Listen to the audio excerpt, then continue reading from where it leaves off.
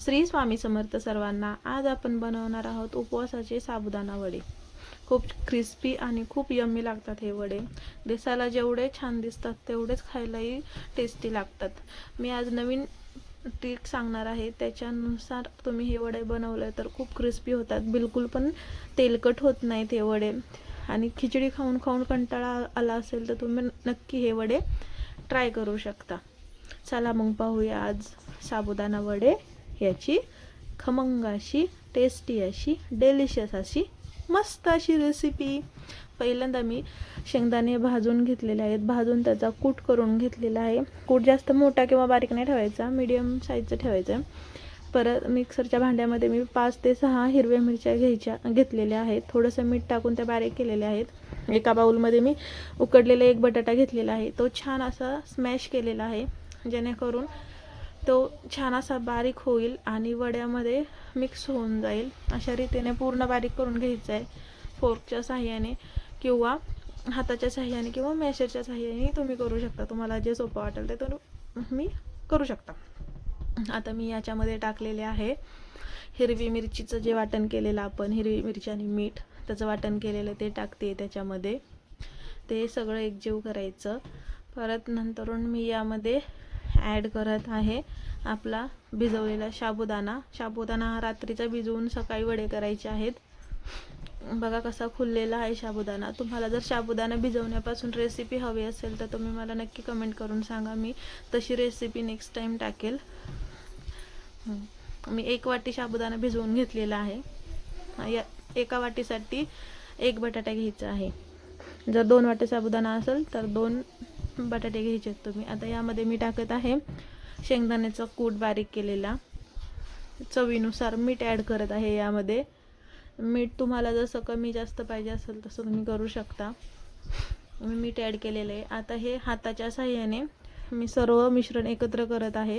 बघू शकता तुम्ही कसं केलेलं आहे मिश्रण। असंच मिश्रण करायचं, जास्त दरदरीत नाही करायचं।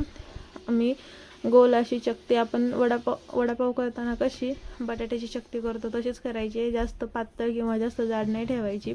एका कढईमध्ये तेल तापायला ठेवलेलं आहे मी। तेल तापेपर्यंत मी सर्व साबुदाण्याच्या वड्या करून घेणार आहे तळण्यासाठी। पाहू शकता तुम्ही अशा प्रकारे साबुदाण्याच्या वड्या मी करून घेतलेल्या आहे। आता आपलं बघू शकता असं करायचे आहेत, जास्त पातळ पण नाही जास्त जाड पण नाही, मीडियम साईजचाच ठेवायचा आहे, जेणेकरून आतमधून कच्चा राहणार नाही। पाहू शकता कशा बनवलेल्या आहेत मी चकत्या। आता आपण एक एक करून हे तेलामध्ये टाकायचं आहे। तेल चांगलं तापलेलं पाहिजे, थंड तेल अजिबात नको आहे।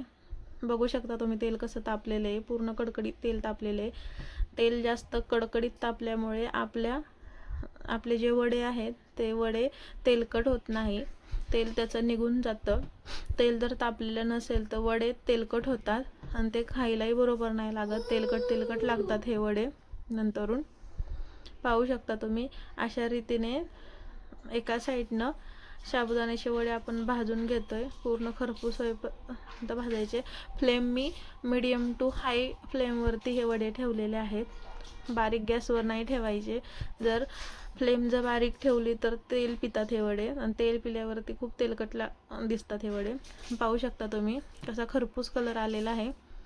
अशा रीतीने सोनेरी गोल्डन टाईप कलर करायचा आहे, मग आपण पलटी मारायचे हे वडे। आणि दुसऱ्या साईडून सुद्धा असेच हे वडे मस्त असे ब्राऊन होईपर्यंत भाजायचे आहेत। पाहू शकता तुम्ही वड्यांना काय सुंदर कलर आलेला आहे आणि वडे सुद्धा फुगलेले आहेत।